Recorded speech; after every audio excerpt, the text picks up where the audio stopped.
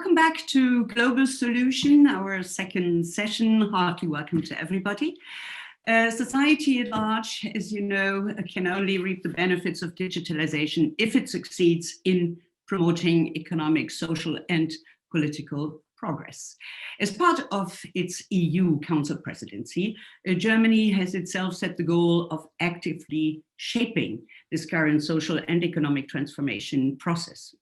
The last months, the public debate surrounding the protection of personal data during digitization was already reignited by the corona crisis, making clear the extent to which consumers are concerned about the use of their personal data.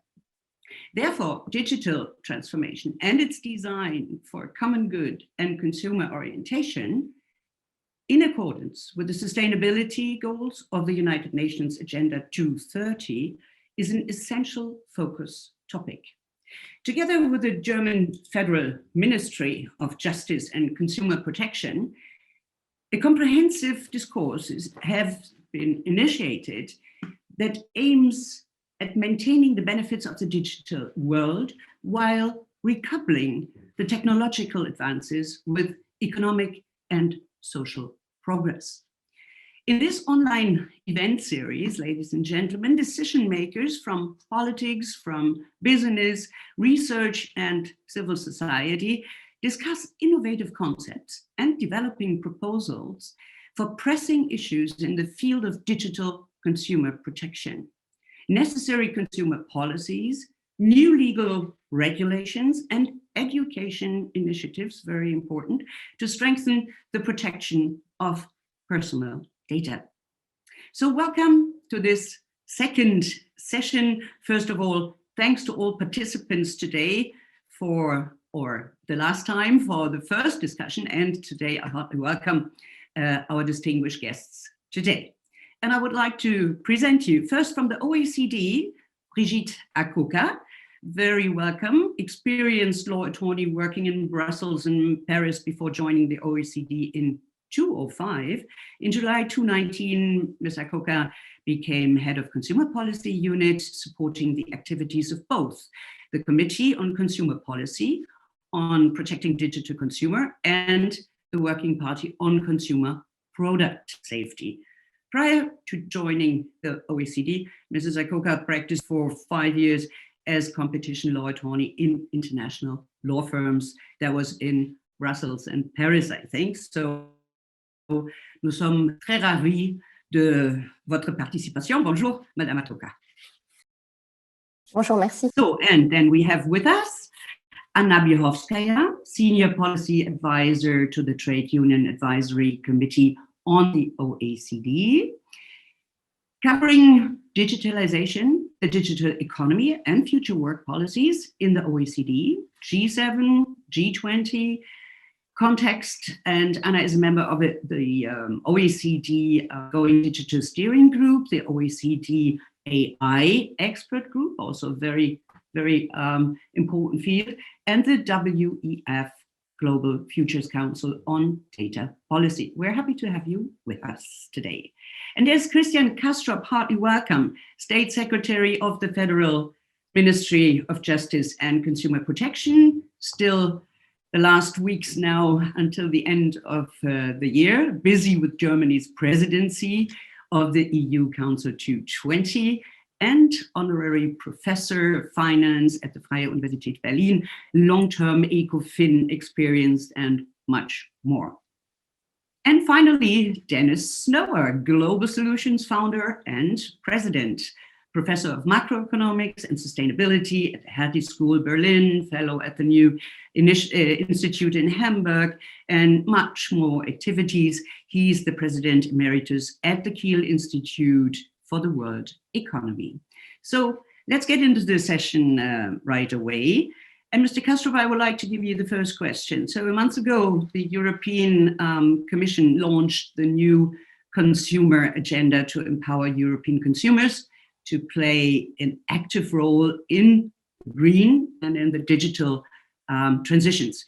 The agenda also addresses how to increase consumer protection and resilience during and after the COVID-19 pandemic, which brought now significant challenges affecting the daily lives of all consumers. So more concretely, the agenda puts forward priorities and key action steps to be taken in the next 5 years together with member states. 5 years, it's a big step forward. What are these priorities now and the key actions in this agenda? No, thank you, first of all, Sabine, for having the opportunity to also join here the second round. And I'm also very pleased that we have here a discussion now also with think tanks and practitioners of these issues. And let me start with this. I think the new consumer agenda, of course, is really a milestone. So it will bring ahead and consolidate so all the issues which are related, say, in the digital world to the consumers. And therefore, we very much welcome this. And fortunately, we had the opportunity also in summer to draw a big paper from the German presidency, and it was very well received. And we find a lot of issues we made now in the new consumer agenda.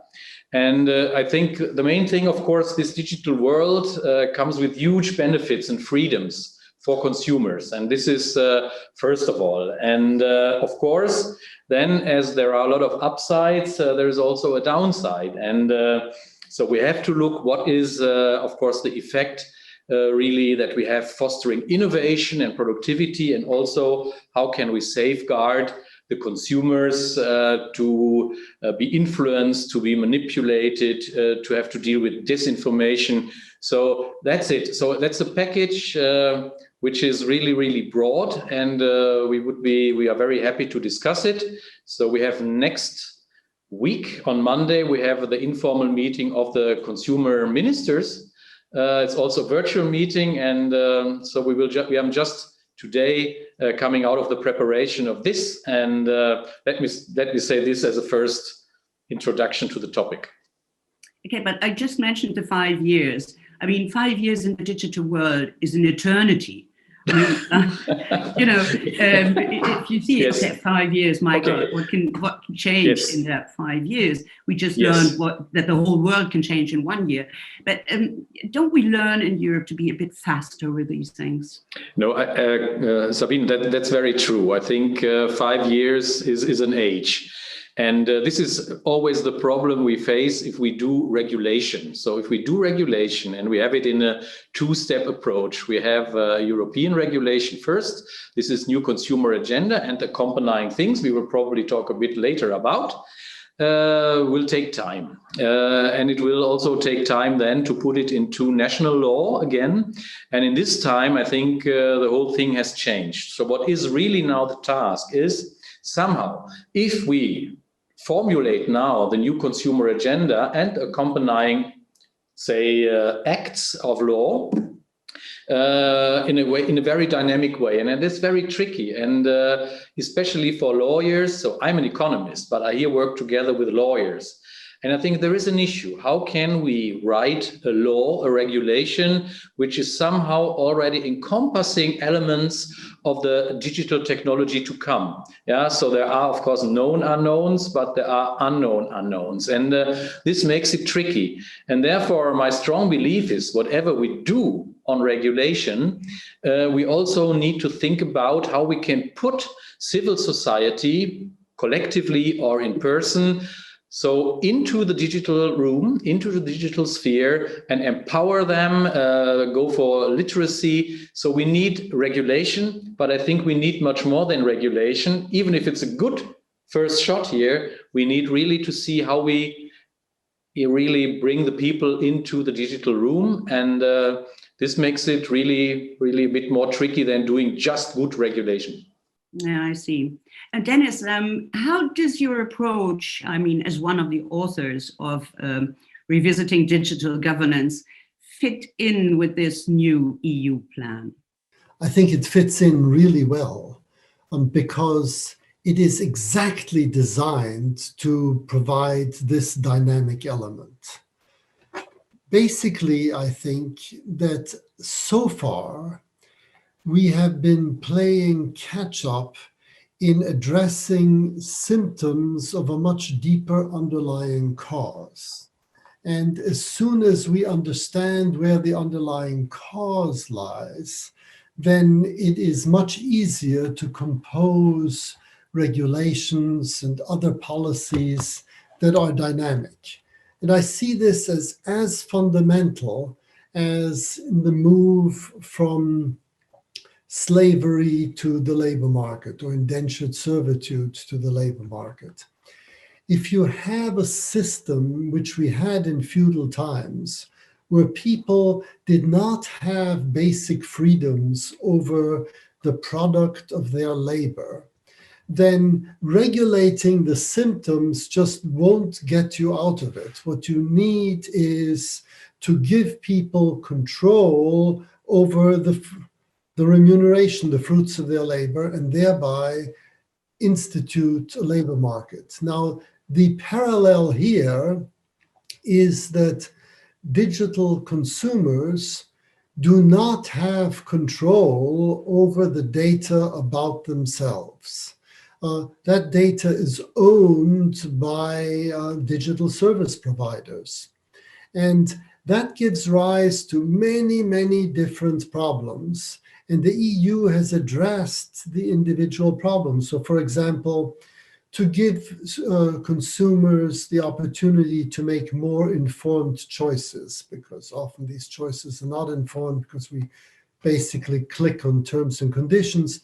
There's the Directive for Better Enforcement and Modernization of Consumer Law and the Digital Content Directive.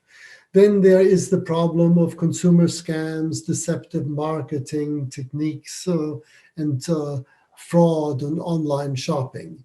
And for that, we've got questions about the application of Unfair Commercial Practices Directive and the Consumer Rights Directive. Then there is the problem of competition in the labor market, because we've got the big monopolies. And for that, we've got the Digital Markets Act and the Digital Services Act. And then there's more on accountability. We are trying in the EU to address all the different symptoms. But this is a never-ending battle against systemically dysfunctional incentives. And these systemically dysfunctional incentives, to my mind, come from what we call in this paper third-party financed digital barter. That we get a lot of digital services like apps for free, and we think that's the myth that the internet is free. But actually, in return, we give up information about ourselves, some personal data, and we receive influence. And that is very useful to those who are actually funding this whole project.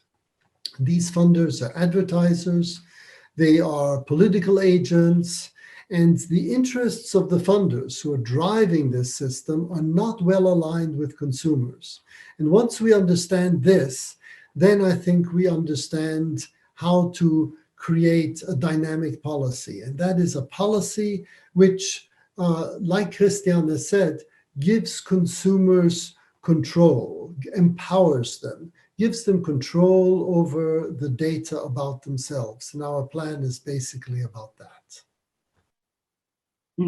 Thank you very much. I would like to switch, Brigitte, to you, because Dennis was giving some very good examples for that barter business and others. But the question is, what can consumer protection authorities and governments really do to improve consumer protection online?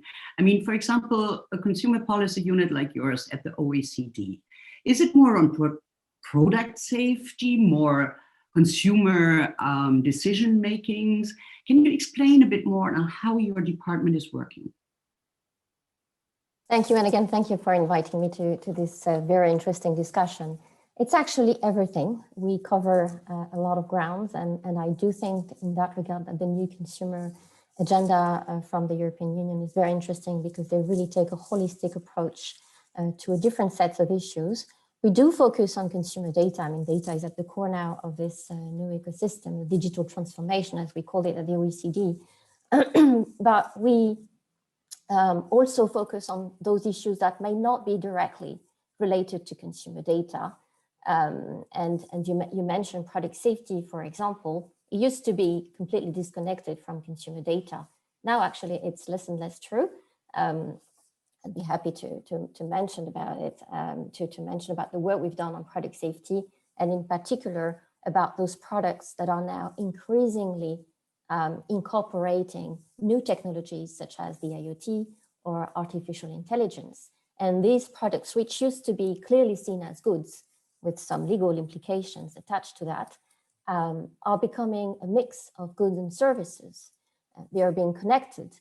They can be safely placed on the market, but because of IoT and AI, they can actually become unsafe over the lifetime of these products.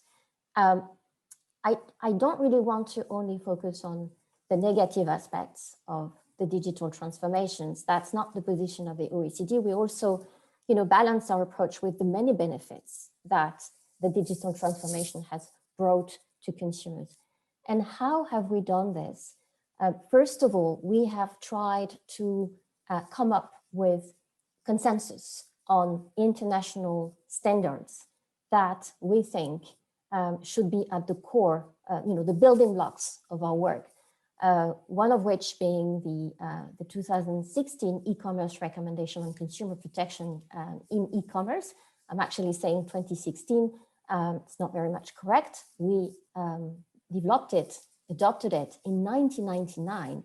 And what we have seen when we revised it in 2016 to address new and emerging risks is that actually many of the basic consumer protection principles that were developed in 1999 are still very much valid today, but they needed to be adapted to address the new risks, the new problems faced by consumers, and also to enable innovation to flourish in the digital environment. How have we revised this recommendation, which is really at the core of our work?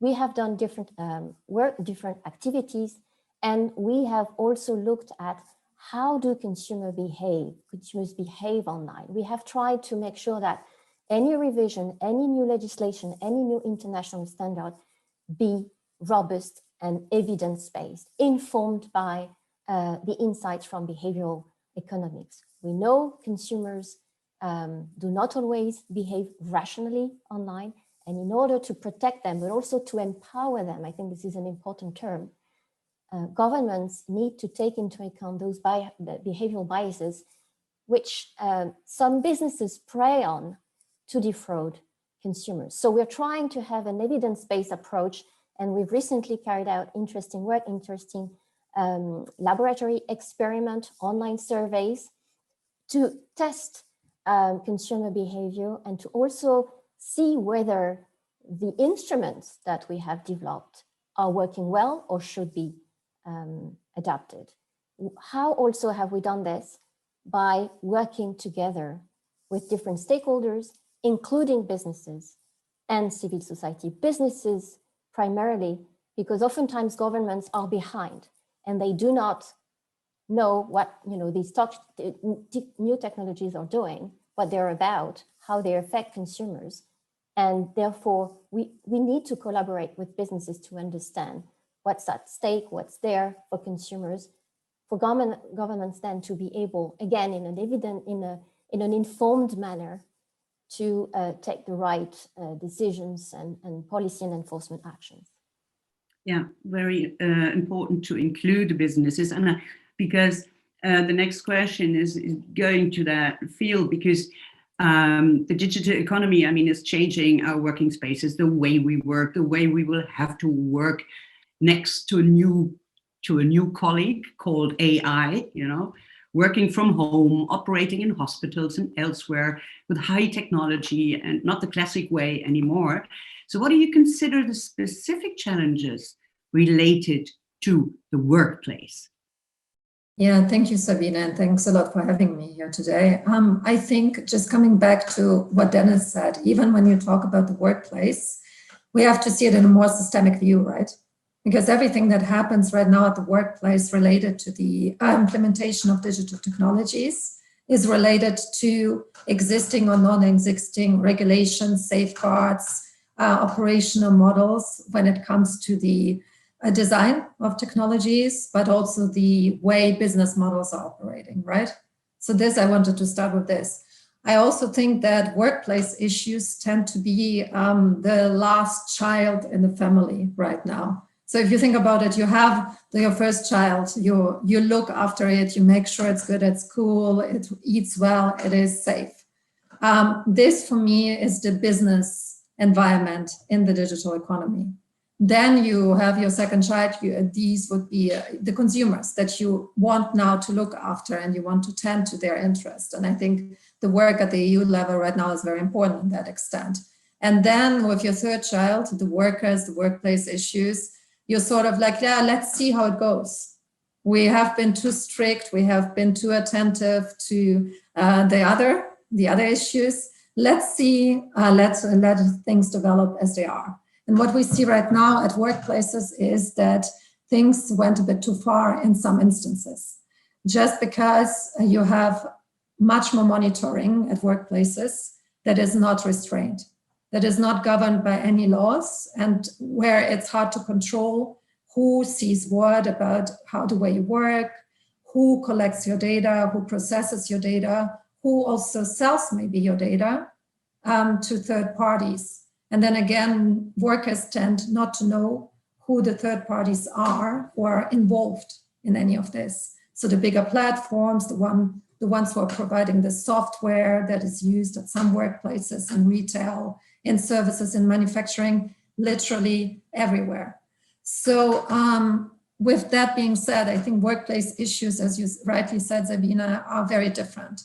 It starts with telework, which is easier to address because this is, of course, it's new, but it has been there before.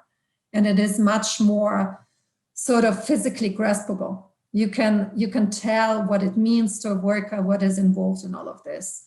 And then when you go to the other side of the spectrum, you have algorithmic decision management, AI tools that are being used to track productivity of workers, to hire workers, to fire workers, etc.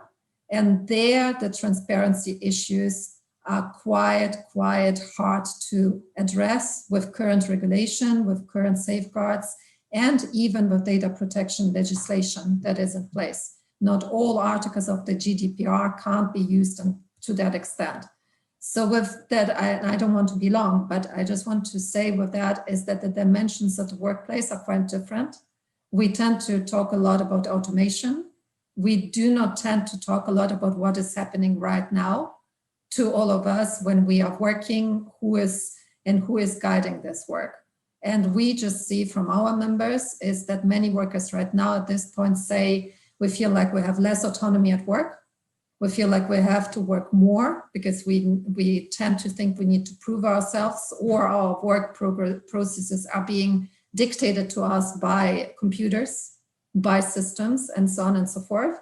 And we think it's not good for the workers' well-being, but it's also not good in the long term for productivity and for economic growth, ultimately, because it's not good for the health, the concentration, all of these important aspects that are also very much intrinsic to labor productivity.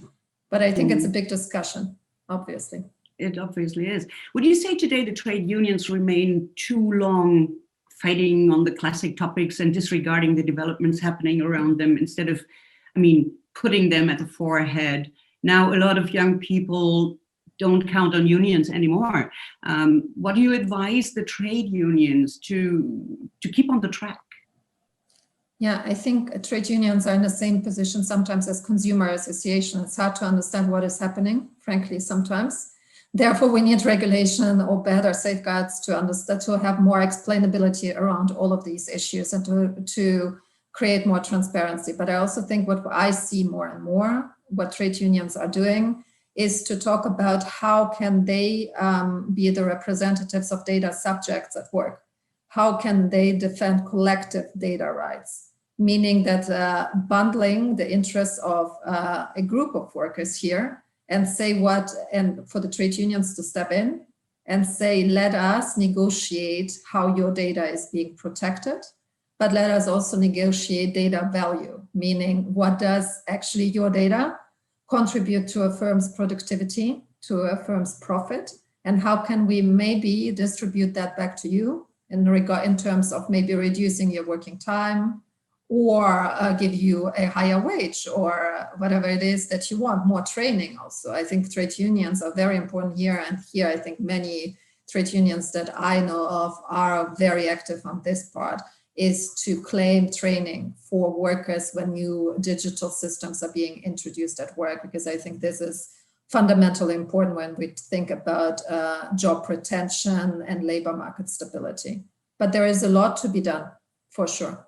Yeah, but good examples already. Brigitte, what would you additionally say? What are the main benefits and risks that consumers face today in today's digital transformation?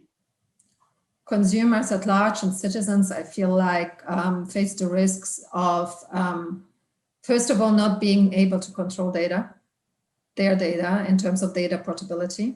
I think it is very important to work on that, to ensure that data portability works for consumers, citizens, workers, so you can claim your machine readable data. It is also important to claim more transparency over artificial intelligence applications, whatever they are, to ensure that we don't just push high-risk applications on markets and then regret it because they create discrimination, they might create other breaches of human rights, of privacy, etc. And I think everybody will eventually be affected by it if we do not have a certain precautionary take on it, if we are not going to address any of it ex ante before some of it is introduced, already implemented, and hard to then control afterwards. Brigitte, what would you say? What are the main benefits and risks? Well, as noted in the paper, in exchange for consumer data, products can now be acquired at low cost for free. And consumers tend to see this as very positive, bringing a lot of benefits to them. For example, through personalized product recommendations, it's helped them reduce search costs. They benefit from online reviews and ratings from their peers. I mentioned earlier those products that are getting increasingly powered by artificial intelligence and the IoT. Those products, thanks to these new technologies, can be customized over time, they can be improved over time, they can even be fixed, patched over time if businesses or authorities detect a problem remotely with the product. And also, consumers do benefit a lot from improved customer service and shorter delivery services. I was just thinking of some large platforms that I won't name today that are now engaging in anticipatory shopping, basically through AI, predicting what type of consumers based on their location and country will be willing to think of purchasing in the future. And therefore that enables those platforms to quickly actually deliver those products near the location of the consumer and to deliver them then to the consumers in the right moment. But that's not to say that there are not problems. We've actually in our work identified a lot of problems in the digital transformation, precisely because of all this data that is being collected. Basically, we all have, you, me, everyone has a detailed profile online. And that's the big difference that I see between now the offline world and the online world, is that we used to see some groups of consumers as vulnerable. But I do think that today, all of us can be potentially vulnerable to a number of problems and misleading commercial practices. And again, I mentioned about the importance of coming up with evidence-based policies informed by how consumers behave online and what kind of irrational behavior they tend to have. Well, with those new technologies that we mentioned and the large platforms, but also all the online businesses that have the capacity to gather all that data about the behavior, the biases of consumers, that combined with oftentimes, unfortunately, inadequate disclosures about products and transactions or lack of disclosures, that put all of us at risk. I just wanted to mention about a roundtable that we organized just a few weeks ago within our committee, where we discussed growing evidence of widespread, what we call them dark commercial patterns online, where increasingly businesses use software-enabled techniques to nudge consumers to make bad decisions. So for example, we have all heard about default settings, at least we've seen it in our work and through the investigations from authorities. We know from our work that consumers tend not to change those default settings. They go with the flow, which means that that can create problem for consumers. And we've seen cases where actually consumers have been victims of automatic purchase renewals without knowing it, or hidden charges. There's one of the authorities we spoke with mentioned about an investigation pointing to a platform using a deceptive app design that nudged consumers to accept the use of its facial recognition feature, but it not include a button to deny consent. There was another example of another authority mentioning about a hidden default setting for the tracking of the web or app activity in the platform's privacy setting that was discovered. And then, as we know, those privacy policies and settings are very complex to navigate, very long and complex, and for consumers it's pretty much impossible to take a look at them, to understand the information that is presented to them. So this combination of techniques, using new technologies, using the web, preying on consumer behavior, makes us, again, as I said at the beginning, all vulnerable. Thanks, Brigitte, for these very, very, very interesting examples, because as a consumer, you can't know and you can't follow up these things that are done with you. And I would like to give the next question to Christian Kastrup and then Dennis. I mean, who is now the first in the chain of empowering the people, the consumers, so that they know, first of all, what they do? For example, I mean, everything is in apps and messengers and, for example, fintechs like Robinhood, and it all seemed to be so easy. The companies present the things that you love to use, that are easy to handle, and you don't know, as Dennis said before, that you give in a barter business, you give away your data currency, and you don't see the dangers of, for example, losing your money so quickly and the others. So wouldn't we need a national, digital, first of all, education plan at schools before we get to the other consumers? I mean, the kids are starting all this. The young people are starting all this without knowing and without having teachers.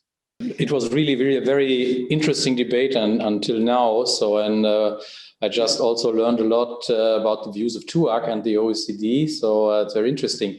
And I think what we see, to answer to your question, Sabine, is that there is no one size fits all solution. We need really an ecosystem of players who put things together. Of course, it starts already at school.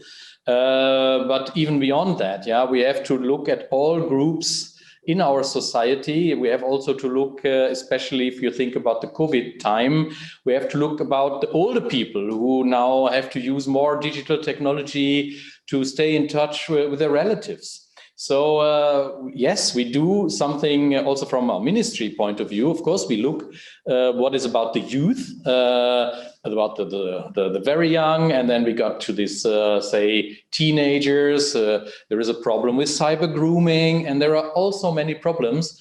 And so we have to make them literate. We have to empower them.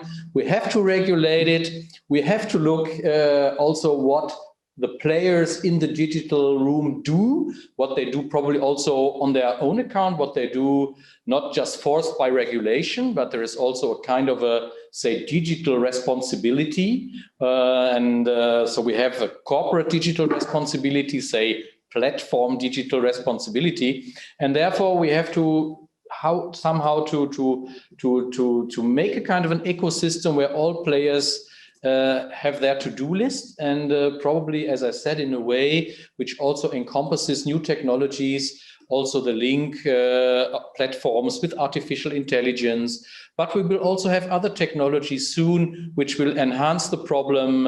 There is already linkages between algorithms and biotechnology. So we really have to be very much aware. We have to be alert. And this is back to Dennis. I think we need also, say, a certain, say, how you say, issues of power, not just in the hands of the government, but also in the civil society. And this is where, say, the ideas of having private, collective, and public property rights, which can be executed, say, beyond having a system which defines the principal rules. And I think also it was mentioned that we talk about the value of data. I think we really cannot underestimate the problem that we need to know more about, say, the digital value chain. If you give your data point in the system, what can be done with it, also for commercial businesses, but also then bring it back, how it endangers maybe your private sphere. So you see this famous say, of course it's nice that you have all the products targeted at you, all where you want to go for holiday, it's targeted to you, but maybe you are also manipulated. And therefore the issue of, say, positive nudging and negative nudging, there's a very, very narrow line between the two. And this can never be really defined by a regulation. This has to be defined also, say, by having civil watchdogs in the digital room, maybe on the basis of certain property rights they can execute. So, and knowledge about values of the data, I think this is a very important strategic view. We really need to know that. But I come back to my question that I had at the beginning. I mean, how can we be faster with this? We saw this in the crisis now, in the Corona crisis, for example, regarding traveling. There were thousands of people sitting somewhere, and then they didn't get the money back from the airline and so on. So these were really consumer rights. And I mean, I know you worked a lot on that case, but it's still not solved. We tried to make a Europe-wide app, Corona app. We didn't until now. We don't have it, you know. So we didn't get to that point. Why not? Yeah, why not? Of course, there are national differences. Somebody already mentioned the GDPR issue. Of course, the Corona app, let's take this as an example, in, say, specific national ecosystems works very different. And in Germany, we are rather restrictive about our own, security of data. And to bring it to the start, we simply had to give away a lot of the collective or public possibilities which we could have had if we would have given away a bit more of our private data to the public authorities. But as Chancellor Merkel said some days ago, we want to have it quick and we do not want to have an endless debate. Other countries like France are have much more central steering, and they also use the digital tools. But on the other hand, I've also learned recently that even in France, the acceptance of the WARN app is not that high. So I think that's an issue. Maybe we can use the pandemic now for the future, really, to say, how can we make it all quicker? How can we make it also the connectivity, the interoperability within Europe? And for me, this is coming from my former lives at the OECD too. So we really need these, say, European public goods also to make it work. So there is, in the pandemic control, we really have from the beginning, we have too much looked at the national situation, and we should much more focus on the European public good, which would have helped us all, and not just closing down the borders at the beginning, which was the most stupid thing you could do. But as there was no other choice, they did it. So there is an issue having especially this digital era also put to the European side. Of course, there are not, that we need also some specific national items into that. Maybe we come later to that. This is if we talk about disinformation and hate speech, there are national differences we really have to respect. But the principal task is on the European level, and this is why we are so keen now on the judicial regulations, which we have to tackle in the next months and years. Which is much too long. I agree with you again. I would like to give exactly that point to Dennis, to you first, and then to the others as well. Why, do people trust WhatsApp? Yeah, like 90%, so that they put every kind of pictures in WhatsApp or in other social media channels, but they don't trust the Corona app and they don't want it. So what is the problem of trust that we have if we do something or try to do something official for the consumer, which should be good for the consumer? I think that's a terrific question. And it's a question that everybody should be asking themselves very deeply. And I think there are two issues in response to that. One is that we know we live in a system where our data is being misused. We know we do not give conformed consent to most of the digital services that we produce. And therefore, we are mistrustful. Now, in the private sphere, like with WhatsApp, we want to have this connectivity, and we've given no choice but to give up our personal information in return. And because we need it badly in order to remain connected in our social circles, that's we give it up. But mistrust is growing. And then when we have a Corona app where the gains are largely societal rather than individual, then you will have individuals who do not take sufficient collective responsibility, and then that erodes the trust in the rest of society. So therefore, I find that it is the mistrust generated by the current system that is responsible for our inability to act in response to collective crises like a pandemic. And in response to this, I think it is very important to listen very carefully to what Christian has just enumerated, that we need to provide consumers with more digital skills, particularly the old and the young and the vulnerable. We need to make sure that those who provide the services are given new responsibilities that are taken seriously. But as long as we have a system in which we do not own individually or collectively the data about ourselves, we will continually be playing catch up against new misuses. Go back to my old example of digital servitude, servitude 2.0, where it's like indentured servitude. As long as a person does not have control over the fruits of their labor, there'll always be some new misuses. And you can say, well, we might have to make sure that the slave owners have a lot of responsibility, or we educate the slaves so that they can pick up where things are wrong. The system will never sort itself out unless you free the slaves. And here, that means giving consumers control over the data about themselves. And I say not just the data that they generate by themselves, but also the data about themselves that others generate about them, say psychological profiles through your web searches. that data should be governed by the same lines as is governed in the offline world concerning doctor-patient relationships or lawyer-client relationships. Doctors cannot do whatever they like with your health data. There are laws.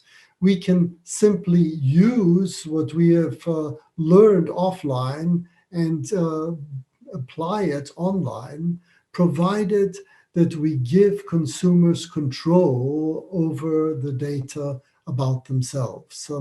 And that is not only individual control, because people live in society. They need collective control. So trade unions, Anand mentioned that, agricultural collectives, consumer associations will want to bundle data.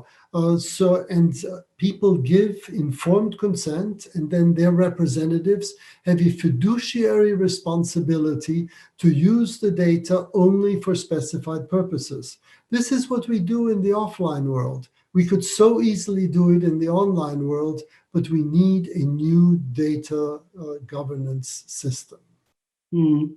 It's amazing, Anna, about this, this really trust in things where you have no idea how they work, like WhatsApp or whatever, and then this distrust in official things that trade unions do, or now the Corona app or whatever.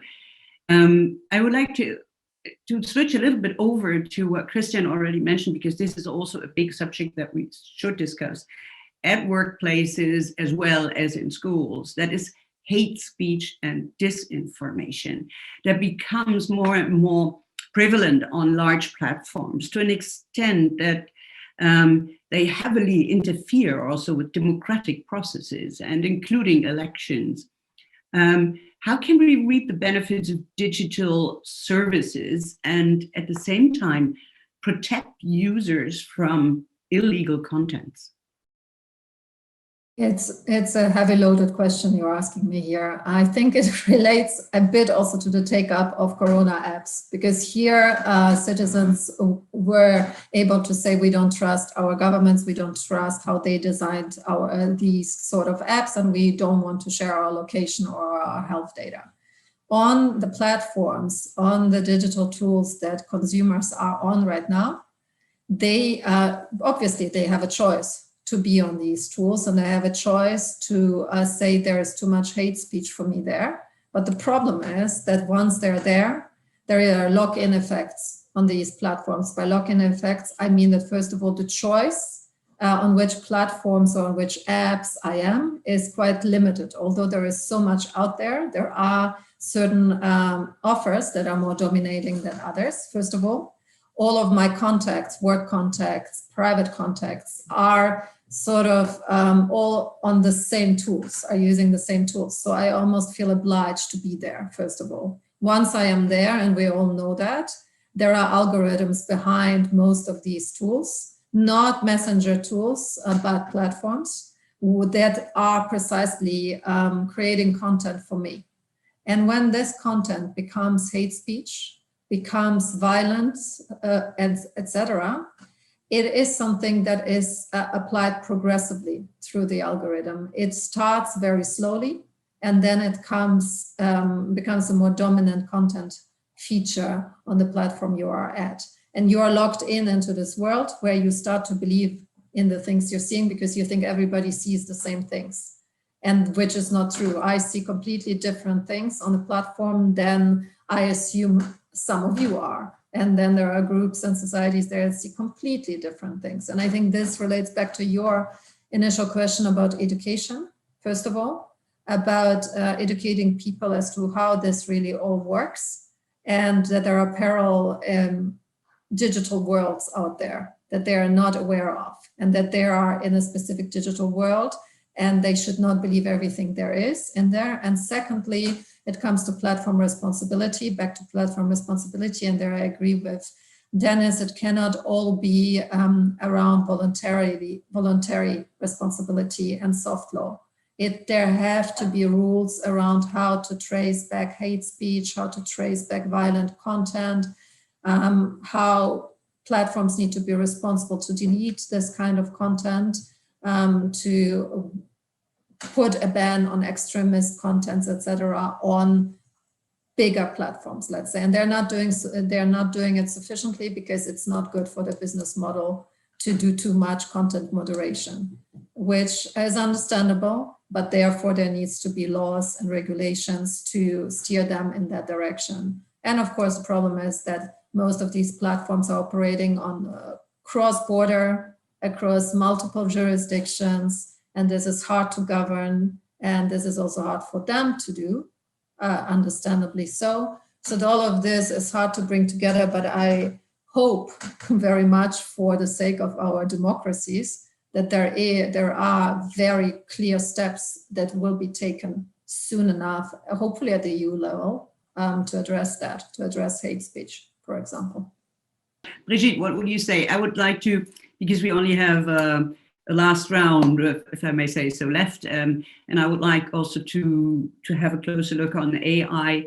But what role and responsibilities do online businesses, I mean, in particular now online marketplaces, have in protecting consumers online? Well, we do think that they have a responsibility. We've been I'm talking about the online marketplaces, so those platforms that match buyers and sellers, or consumers selling to other consumers. Of course, there are intermediaries, so they've always said that they didn't have any legal responsibility. But what we're saying now is that they should have some responsibility to ensure that the third-party businesses that sell to consumers via their platform behave responsively. I'd like to note that there's been progress made, and again, we are engaging in a dialogue with those online marketplaces. We've had several workshops with them, and we will actually organize an international conference on the consumer marketplace of the future in mid-June next year, where we will be again having a dialogue, among other issues, with online marketplaces. What we have seen is that more and more, some of the marketplaces have come up to collaborate with the governments, with authorities, to agree on a certain level, on a certain role that they should play, going beyond their legal responsibilities in countries to protect and empower consumers. And I'm thinking of recent pledges that have been signed between the platforms, so voluntary commitments between, for example, the European Commission and a number of platforms on product safety, so that those platforms, actively detect and remove from their listing, for example, unsafe products. But we're also having conversations, beyond product safety with the platforms to see whether they could also be active in identifying misleading claims, for example, in identifying rogue traders, and suspend accounts, for example, take an active role and go beyond their legal responsibilities. We also think that new technologies have a role to play, and that marketplaces could become very active in helping authorities protect consumers by using, for example, AI to systematically identify fraudulent practices, misleading practices, or other problems on their platform. I just wanted to get back very quickly to your very interesting question about why do consumers actually do not use the COVID tracking app, whereas they're happily sharing information and data on certain platforms, including social media. I'm calling this the trust paradox, combined with the privacy paradox and many other paradoxes, I think. The trust paradox is that consumers do not, it seems, trust enough governments, but perhaps that's because they don't have enough information from governments about how their data through the app is going to be used and with whom it's going to be shared, and whether other types of data are also going to be used. Maybe they don't think that there's going to be a lot of benefits for them to actually, share that information with governments. Well, they actually think, as we've said earlier, that they're getting a lot of benefits when doing online shopping. As I said, they can get cheaper products, or they can get products for free, very much personalized. So they tend to see those benefits, without knowing, however, what is being collected about them online.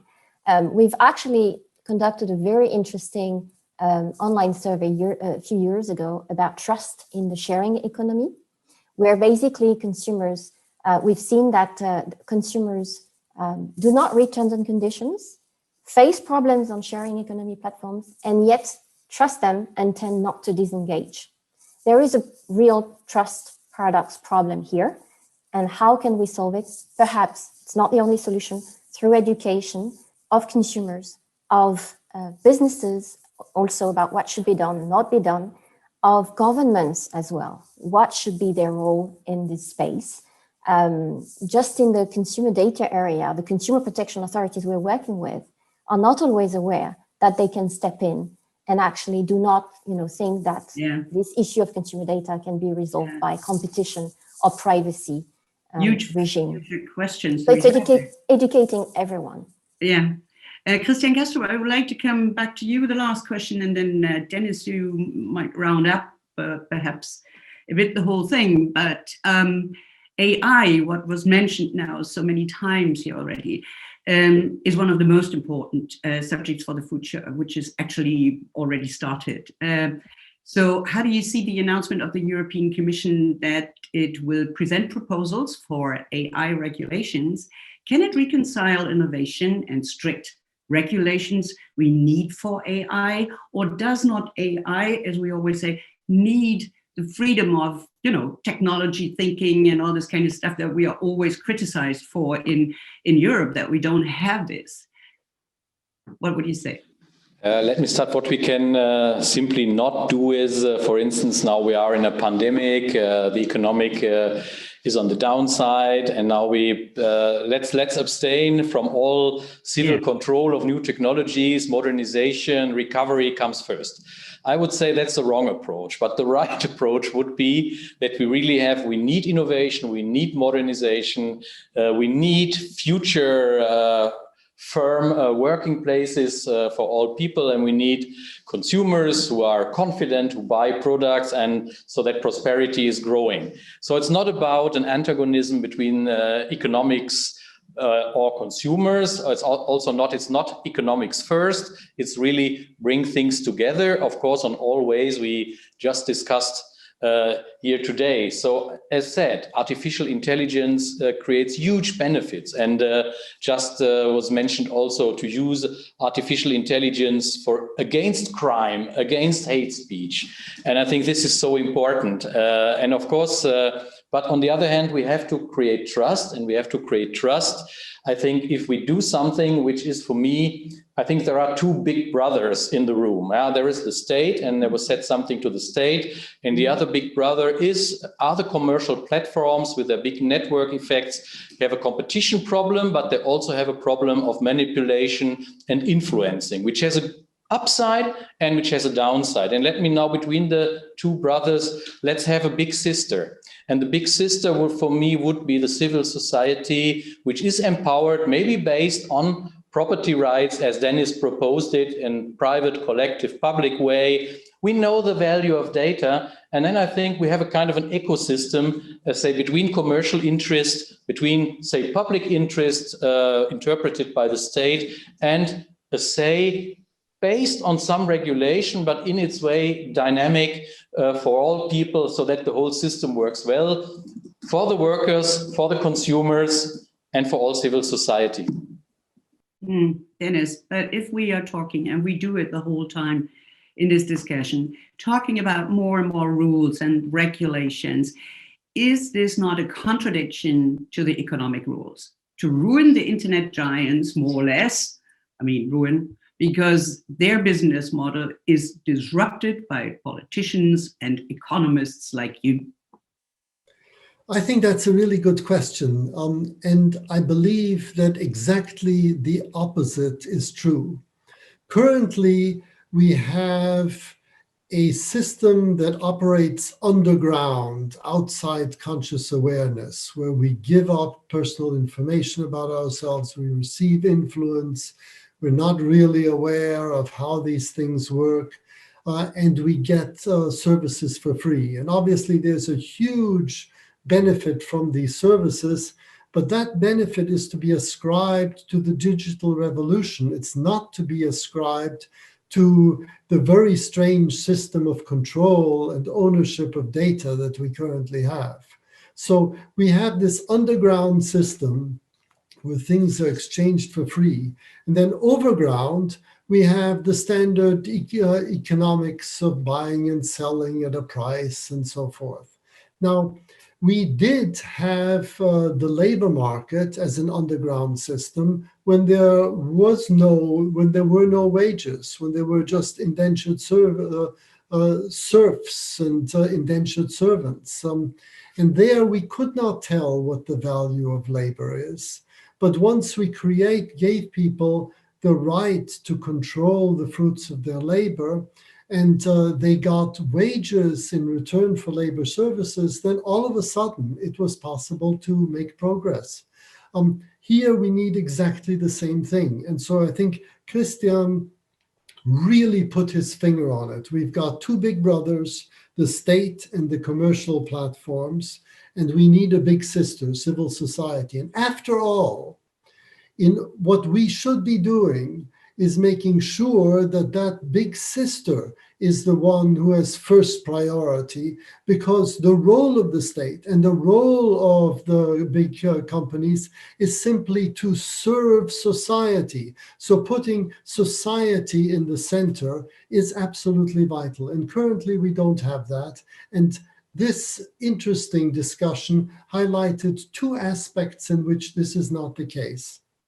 The first is a lack of empowerment by the users, the consumers, because we have, as Brigitte said, very restricted choices. It's like having a choice between indentured servitude and sleeping rough. Well, I don't want to sleep rough, so I'll be your indentured servant. That's not the choice that we should have. Currently, we have the choice between you can be connected to all your friends, or you can live in isolation. And then you decide which terms and conditions you want to accept or reject. That's not a fair choice. And therefore, we need to put the control back into the hands of the consumer. And we need to do it in a way that is compatible with the big sister. And that means the individual has been emphasized in the digital sphere. It is the individual that has rights. But people are social creatures, and social solidarity is very important for our well-being.